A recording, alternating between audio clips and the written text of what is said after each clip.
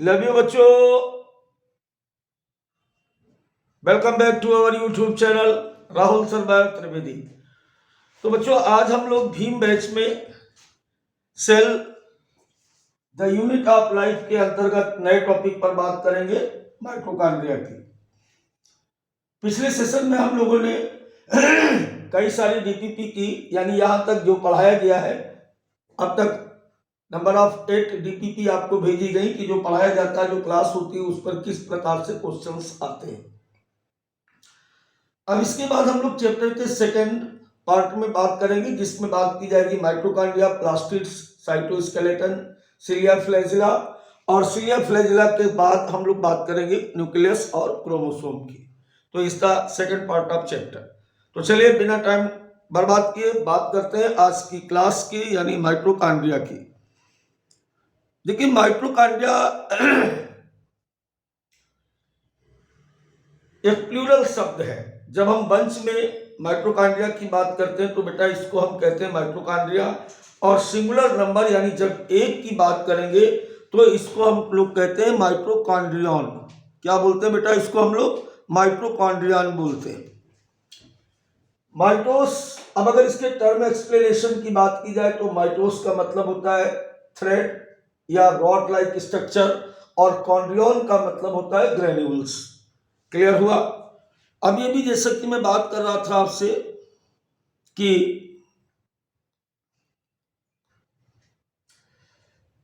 जो माइटोकॉन्ड्रिया होता है not easily visible under microscope, ये लाइन एनसीईआरटी की है। जब हम माइटोकॉन्ड्रिया को जनरली ऐसे देखते हैं तो ये हमें माइक्रोस्कोप के द्वारा दिखाई नहीं देता है। जब दिखाई नहीं देता तो फिर हम इसका स्टडी करते कैसे? इसके लिए बेटा क्या होता है कि not easily visible under microscope, तो हम क्या करते हैं कि एक तो वाइटल डाइज होती है, वाइटल स्टेनिंग सबस्टेंस होते हैं। वाइटल स्टेनिंग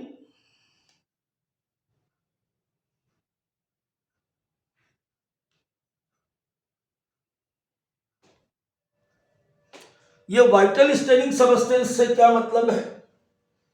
इससे मतलब है कि जंतु ऊतकों को या कोशिकाओं के अंदर उपस्थित जितने भी ऑर्गेनेल्स होते हैं उनको सीन करने के लिए कुछ विशिष्ट प्रकार के रंगीन पदार्थों, डाई या स्टेनिंग सबस्टेंस का प्रयोग किया जाता है, जिसको हम वाइटल डाइस इसलिए कहते हैं। वाइटल मीन्स होता है जीवित, और डाई का मतलब अभिरंजक पदार्थ। जिनसे जीवित ऊतकों को रंगा जाता है उनको हम वाइटल स्टेनिंग सबस्टेंस कहते हैं। तो माइटोकॉन्ड्रिया को देखने के लिए किस डाई का प्रयोग किया जाता है बेटा? जेनस ग्रीन का। किस डाई का प्रयोग करते हैं हम लोग?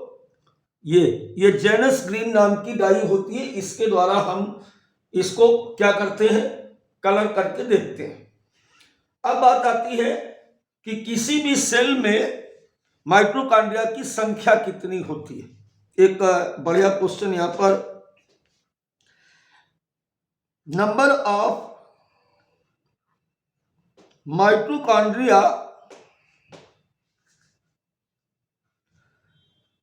पर सेल, किसी भी कोशिका में माइटोकॉन्ड्रिया की संख्या कितनी होती है। देखो अगर अपन बात करें कि माइटोकॉन्ड्रिया की संख्या कितनी होती है तो एक बड़ा समझदारी वाला क्वेश्चन है, और इसका आंसर भी उससे ज्यादा समझदारी का है। देखिए एवरीबॉडी नो दैट, आपको 9th क्लास से पढ़ाया जाता है कि माइटोकॉन्ड्रिया क्या है? कोशिका का पावर हाउस है। और पावर हाउस क्यों है? क्योंकि ये एटीपी जनरेट करता है। यहां पर जो भोजन होता है उसका ऑक्सीकरण होता है, site of the oxidation of food material, और इसके बाद क्या बनता है बेटा? एटीपी बनती है, और उस एटीपी से शरीर की सभी प्रकार की क्रियाएं संचालित होती हैं।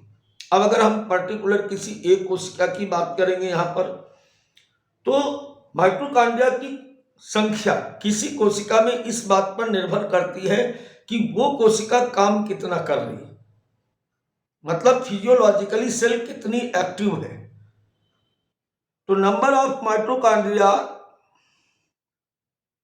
Number of mitochondria presence according to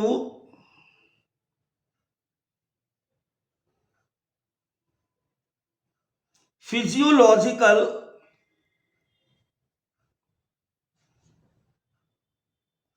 activity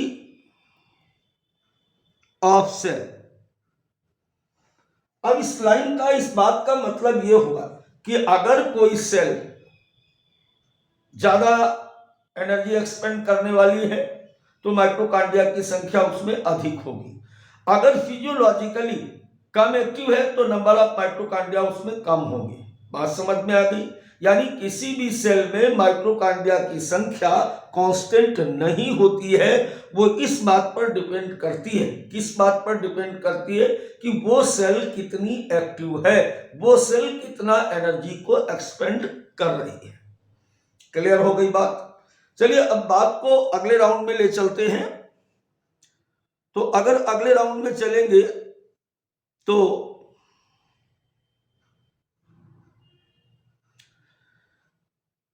इसके स्ट्रक्चर पर बात की जाए।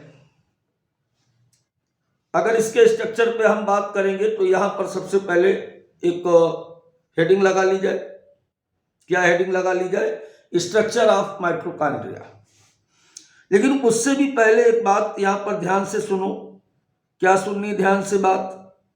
यहां पर ध्यान से बात यह सुननी है कि माइटोकॉन्ड्रिया का जो मेम्ब्रेन वाला क्वेश्चन, अभी तक हम जो पढ़ रहे थे, अभी तक हम लोगों ने क्या पढ़ा? इंडो मेम्ब्रेनस सिस्टम, ईआर के बाद गोल्गी बॉडी, गोल्गी बॉडी के बाद लाइसोसोम, लाइसोसोम के बाद वैक्यूल्स पढ़ा। इन सभी में एक चीज आप देख रहे थे कि सभी में सिंगल मेम्ब्रेन पाई जा रही थी। लेकिन अगर हम इसकी बात करें, किसकी? माइटोकॉन्ड्रिया की मेम्ब्रेन वाले क्वेश्चन पे, तो हमेशा एक बात ध्यान रखेंगे कि माइटोकॉन्ड्रिया जो है इस पर बेटा डबल मेम्ब्रेन पाई जाती है। हमेशा इस बात को ध्यान रखें कि इस पर क्या होता है, इस पर डबल मेम्ब्रेन पाई जाती है। एक दोहरी झिल्ली वाला कोशिकांग है। इस बात को हमेशा यहां पर हमें ध्यान रखना। ठीक है, चलिए अब हम बात करते हैं इसके स्ट्रक्चर की। तो यहां पर हम जो बात करने जा रहे हैं, किसकी बात करने जा रहे हैं? अब स्ट्रक्चर ऑफ माइटोकॉन्ड्रिया की बात करेंगे।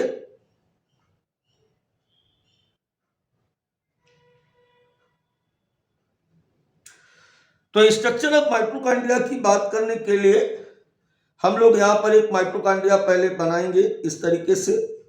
चलिए बना लेते हैं एक माइटोकॉन्ड्रिया।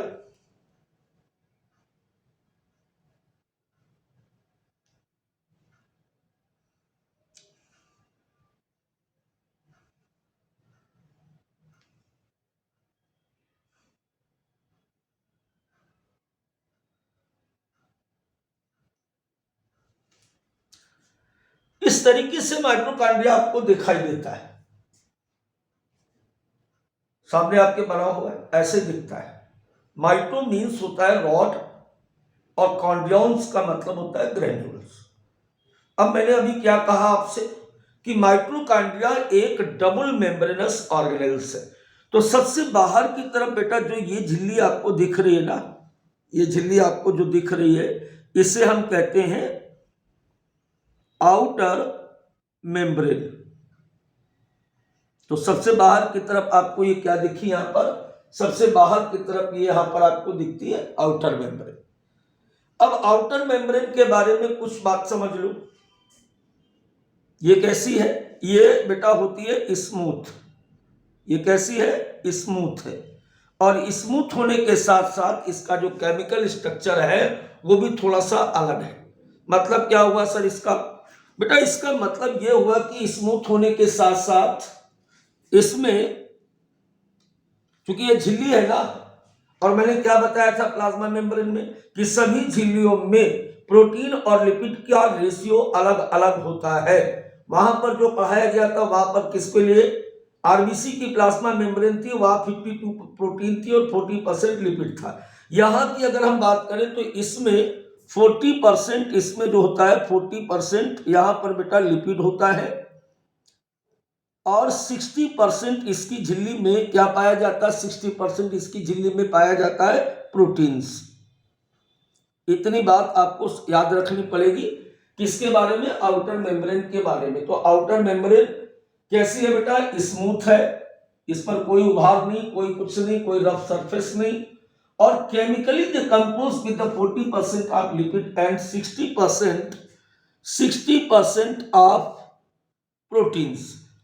अब देखिए आउटर मेम्ब्रेन के बाद ध्यान दीजिएगा, आउटर मेम्ब्रेन के बाद इसमें इस प्रकार से इनर मेम्ब्रेन भी पाई जाती है।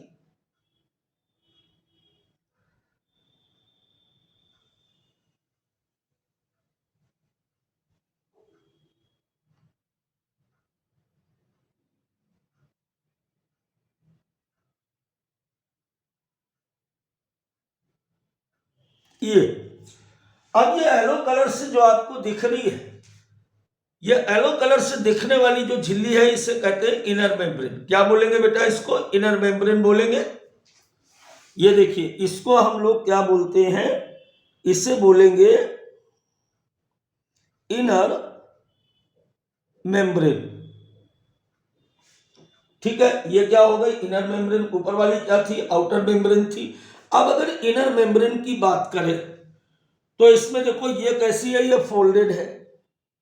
ये कैसी है, ये बेटा फोल्डेड है। ये देखो ना अंदर की तरफ ऐसे ये फोल्ड आ रहे हैं, ऐसे ये ऐसे फोल्ड आ रहे हैं, तो ये स्मूथ नहीं है, ये अंदर की तरफ ऐसे फोल्डेड है। पहली बात तो हमें ये समझनी है कि आउटर मेम्ब्रेन स्मूथ होती है, इनर मेम्ब्रेन कैसी होती है, फोल्डेड होती है।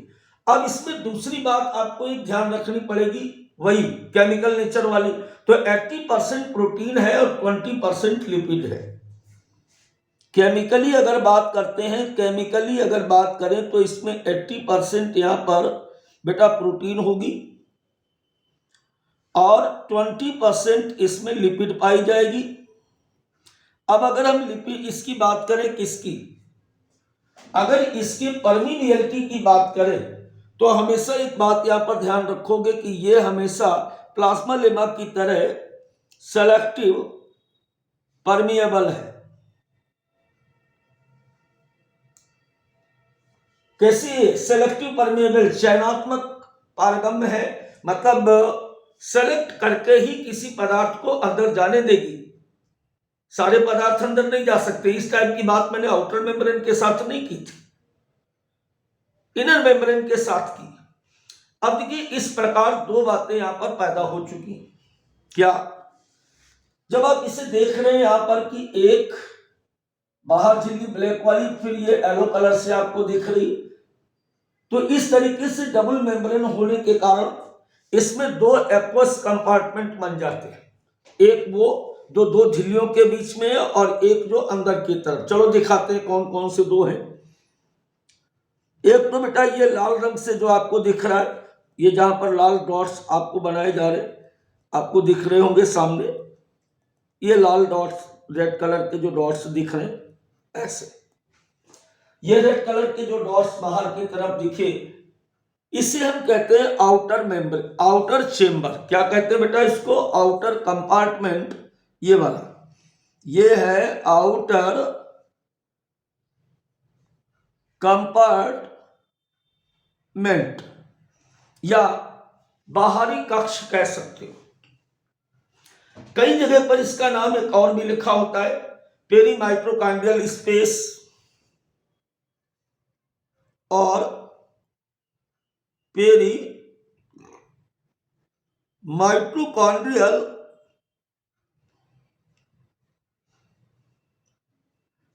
मेम्ब्रेनस स्पेस, दो झिल्लियों के बीच का स्थान।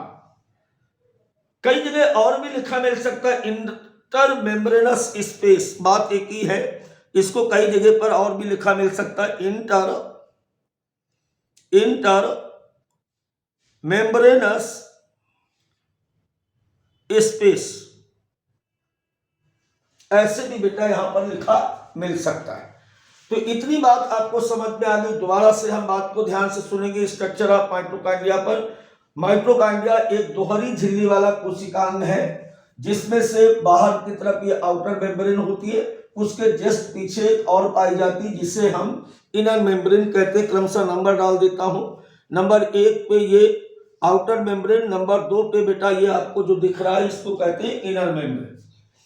अब अगर हम आउटर मेम्ब्रेन की बात करें तो बेटा आउटर मेम्ब्रेन स्मूथ होती है, रासायनिक दृष्टिकोण से 40% लिपिड और 60% इसमें प्रोटीन पाया जाता है। इनर मेम्ब्रेन की बेटा अगर बात करें तो ये फोल्डेड होती है, अंदर की तरफ ये आपको ऐसे फोल्ड दिख रहे हैं, ये ऐसे, ये अंदर की तरफ ये फोल्डेड होती है। रासायनिक दृष्टिकोण से अगर बात की जाए तो ये 80% प्रोटीन और 20% लिपिड से मिलकर के बनी होती है। अब मैंने अभी बात की आपसे कि दो झिल्लियों के होने के कारण इसमें दो प्रकार के कक्ष बन जाते हैं। पहले प्रकार के कक्ष आप देख ही चुके हो। अब जरा दूसरे प्रकार के कक्ष की अगर बात की जाए तो यहां पर ये अंदर की तरफ ये एक देखो चेंबर या कंपार्टमेंट बेटा यहां पे बन के तैयार हुआ इस तरीके से, ये ऐसे आप देख सकते हो। तो पहला तो ये रेड कलर से डॉट्स तो दिख रहे थे और दूसरा ये जो आपको दिख रहा है इसे हम कहते हैं इनर कंपार्टमेंट। क्या कहते हैं बेटा इसको? इसे हम कहते हैं, इसे कहते हैं इनर कंपार्टमेंट, या हिंदी में अगर कहोगे तो हिंदी में हम इसे कह सकते हैं आंतरिक कक्ष। इतनी बात आपको क्लियर हो गई। अब हम बात करेंगे इसके आगे के स्ट्रक्चर की। अब देखो यहां पर हम लोग बात कर रहे थे अभी कि दो एक्वस कंपार्टमेंट बन गए, एक बन गया आउटर कंपार्टमेंट और दूसरा बन गया इनर कंपार्टमेंट। तो इनर कंपार्टमेंट में क्या होता है, यहां से अब फोकस करेंगे बात को। देखो बेटा यहां पर एक विशेष प्रकार का एक्वस सॉल्यूशन या वाटरी फ्लूइड भरा होता है और इस वाटरी फ्लूइड को कहते हैं हम लोग, इसे हम कहते हैं मैट्रिक्स। क्या बोलते हैं इसको बेटा?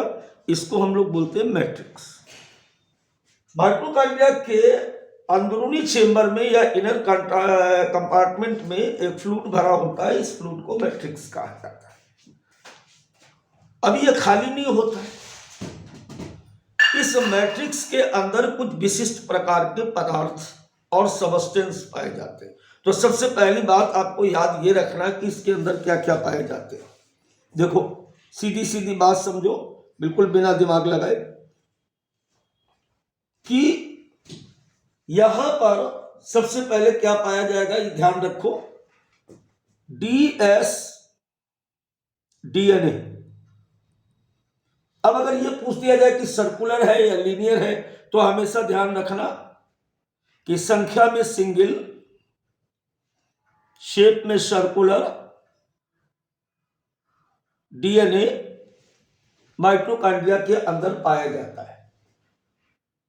आपको बना के भी दिखा दूं यहां पर, तो बना के मान लो ऐसे, इस तरीके से ऐसे पाया जाएगा जैसे कि बैक्टीरिया में पाया गया था। यह हमारा डबल स्ट्रैंड डीएनए या सिंगल सर्कुलर डीएनए। सिंगल का मतलब यहां से मत लगा लेना, ये डबल स्ट्रैंड है और सिंगल का मतलब संख्या में एक। दूसरा इसमें होते हैं 70S राइबोसोम। क्या होते हैं? 70S राइबोसोम होते हैं। तो इस प्रकार यूकैरियोटिक कोशिकाओं में 80S और 70S दोनों प्रकार के राइबोसोम पाए जाते हैं। 80S ribosome attached with the ER and 70S ribosome presence in the mitochondrial matrix and stroma of plastids.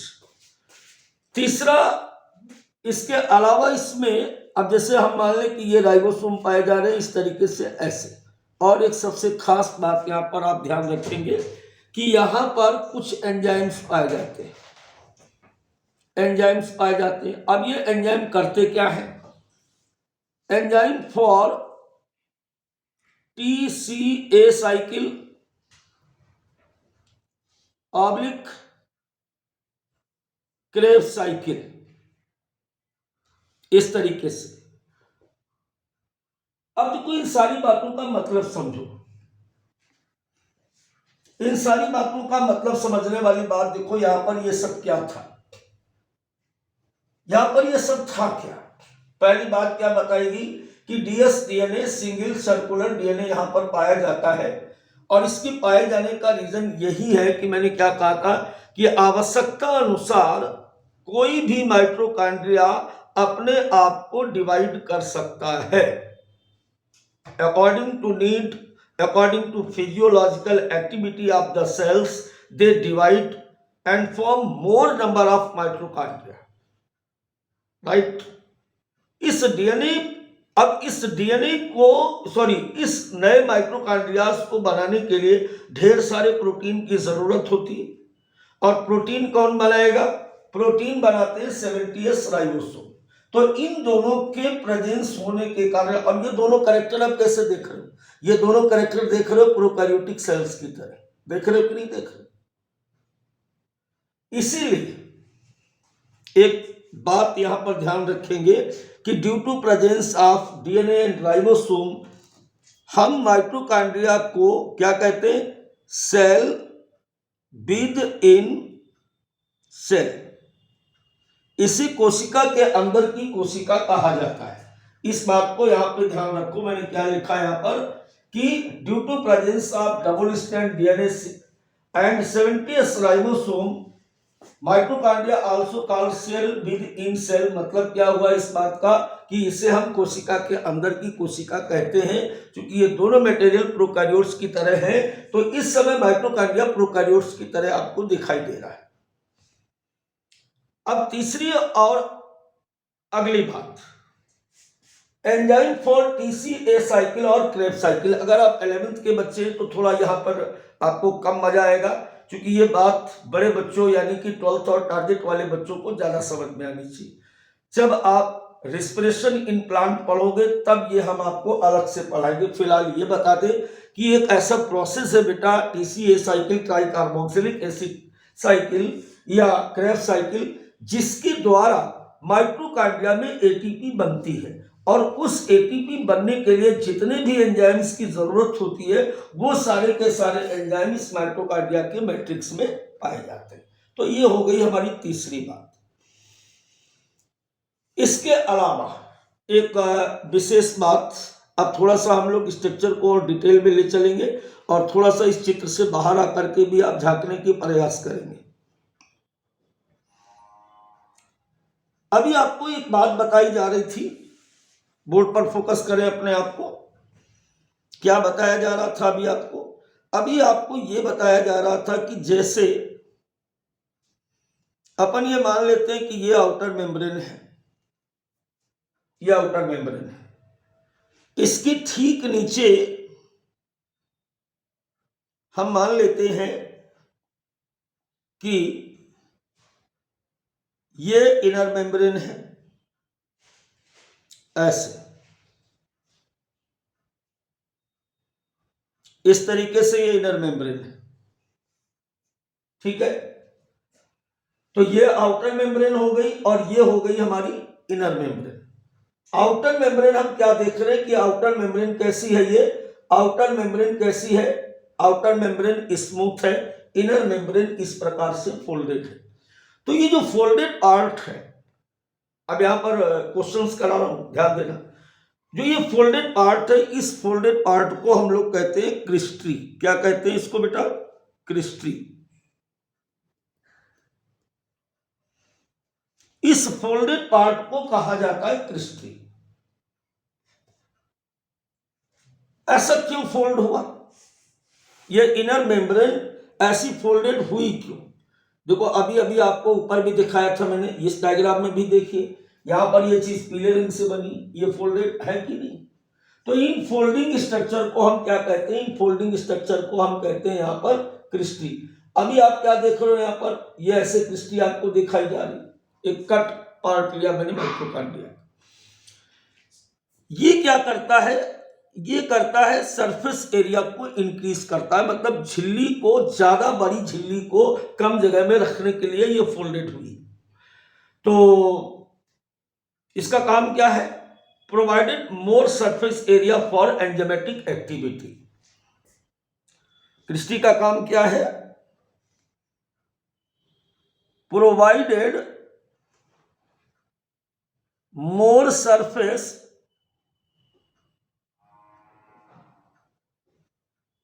Area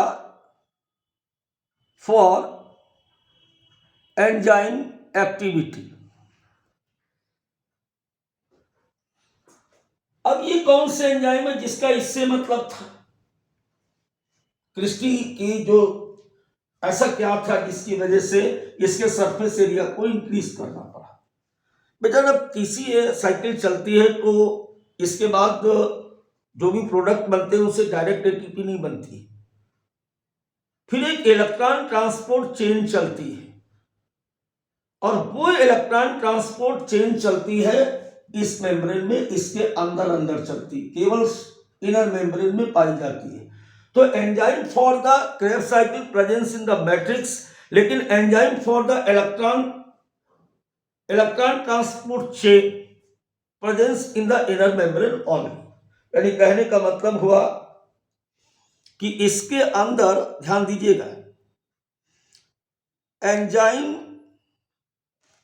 and electron carrier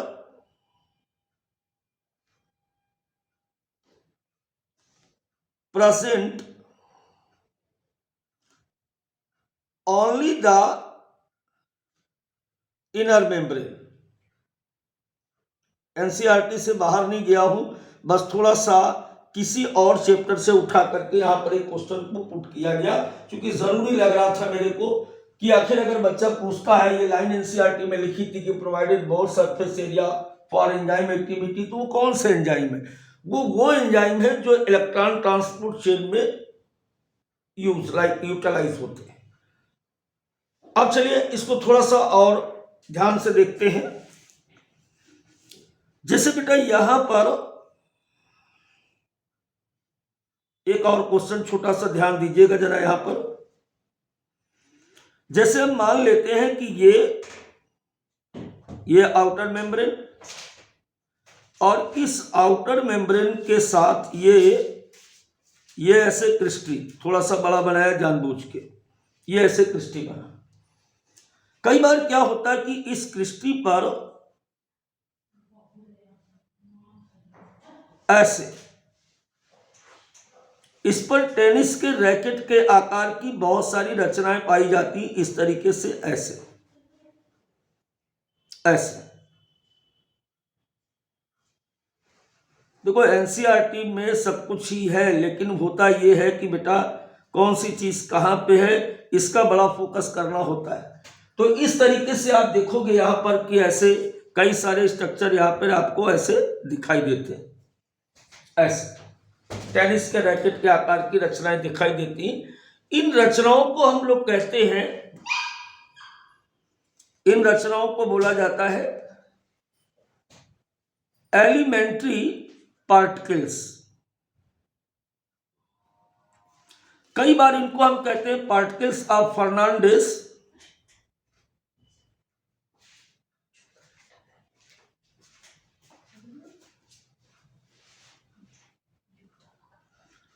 कई बार हम कहते हैं मोरन पार्टिकल्स,